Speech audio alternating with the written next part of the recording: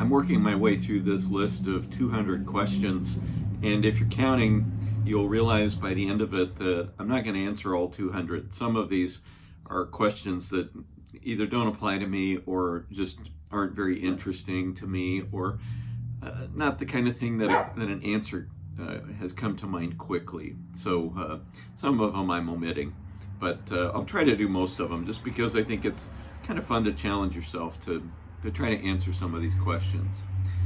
So next question, what's the best way to start the day? This is a very easy one for me. Slowly. Not a morning person. I am a night owl, always have been, always will be.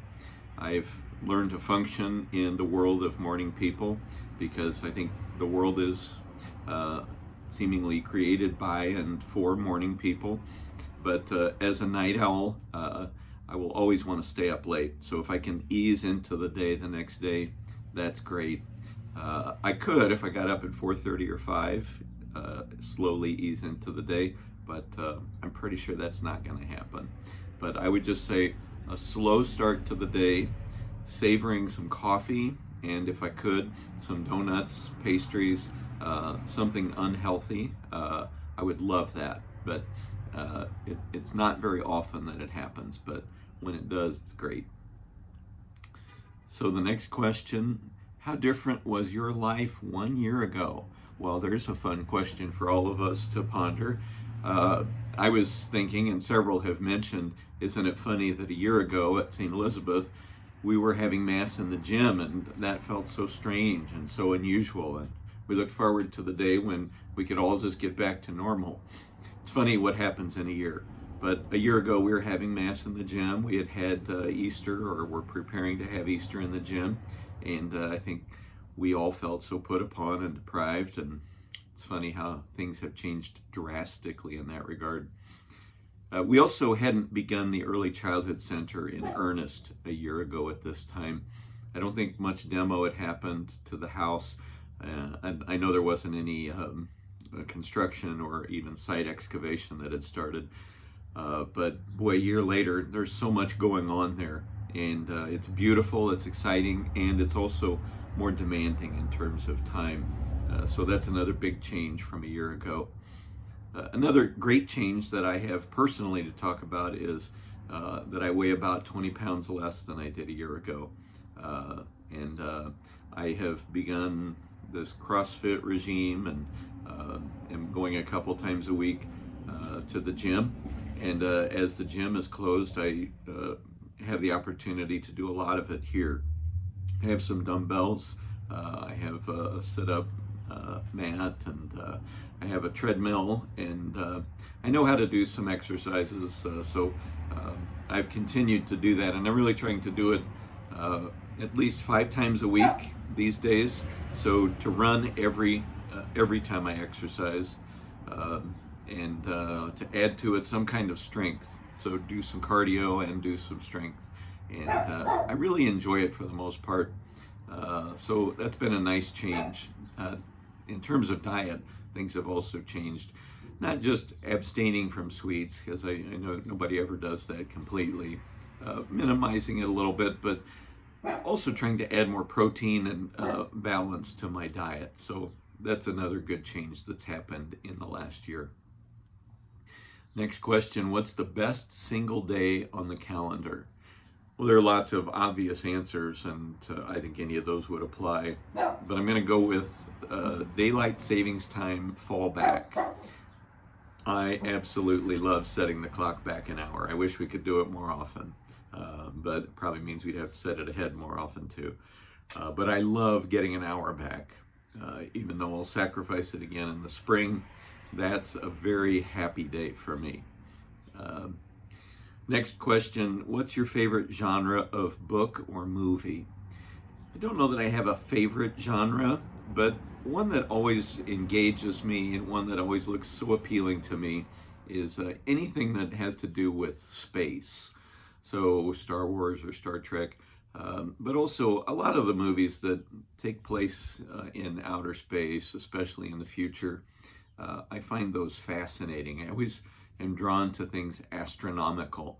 I I don't know much about astronomy. I wish I did, but I'd also know that means I'd have to know more about physics, and I don't think I want to.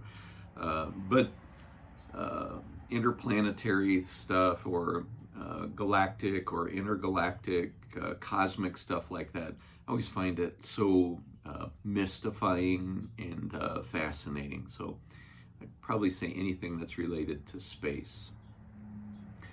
Let's see, the next question is, what fad or trend do you hope comes back? Well, at 57, I have to say most clothes these days with their trim fits and slim fits don't work on me, and I don't like it. I grew up in an era when things fit looser, and I really like that. I like the comfort of it, and I kind of like the look of it, especially in the 80s. I thought sort of the exaggerated fit, being overly loose, I thought that was kind of cool. I wouldn't mind seeing that come back. Most clothes that I buy these days, I have to buy up a size or two to get it to fit the way I like it to fit. So I wouldn't mind for clothes to have a little more fullness to them in the future. What city would you most like to live in? Well, I love living in Kansas City, so that is an easy answer. This is home, and it's comfortable, and I enjoy it. Lots of good things in Kansas City. But if I had to pick another place or two, it'd be pretty easy. Portland, Oregon. I wish it were right on the ocean. It's inland, about an hour and a half, but it's a beautiful city on the Columbia River. The other city I would say is the Bay Area. I have really enjoyed my visits there, and lots to see and do, and it's beautiful, and a great city with great spirit. So those would be a couple of options if I had to live somewhere else. What do I consider to be my best find, F-I-N-D? It's kind of an open question, but one thing that comes to mind, I'll never forget this. I was walking through Dillard's once and came upon a clearance rack of things for $7.99, and there was this beautiful black Austin Reed sweater, cable knit. Their high-end sweater, it retailed for $200. It was $7.99. It was a large, and it was the perfect color for me to wear as a priest. So that's one of them. I'd have a lot of stories like that, but I think I even saved the price tag from that sweater because I was so pleased with it. It just seemed like it was meant to be. The next question, what is special about the place where you grew up? This is an easy one. When my parents bought the house where my siblings and I spent most of our young life, they bought a house with a big yard. They really wanted us to have a big yard, and we had a half acre, and we had so many great times playing in the backyard.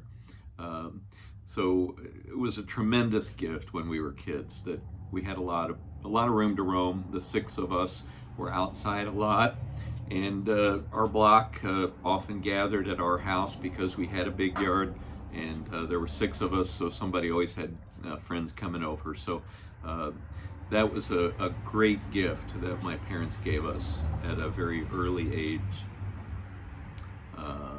What's worth spending more on to get the best? The older I get, the longer this list becomes. But I would say good scotch, good gin, and good shoes. Those three things I have really come to appreciate, that you get what you pay for. So that's just the beginning of the list. We could all make long lists there, but that's one response. What fictional place would you most like to go? I have a strange answer for this, but I have to admit, every time I've seen this fictional place in the Star Wars films, I've always thought it was so cool, the Death Star. Not a nice place, not nice people. I wouldn't want to work there, I wouldn't want to belong there, but there's such a cool vibe on the Death Star. It's so ambient, and it seems so otherworldly, and it's brilliant work, I think. There's the light and the dark. There's a lot of a lot of dark, but the light is this real ambient lighting, and it's just a cool atmosphere in terms of its aesthetic. Again, wouldn't want to be there and belong there or work there, but it's a pretty cool place. It'd be fun to visit the set.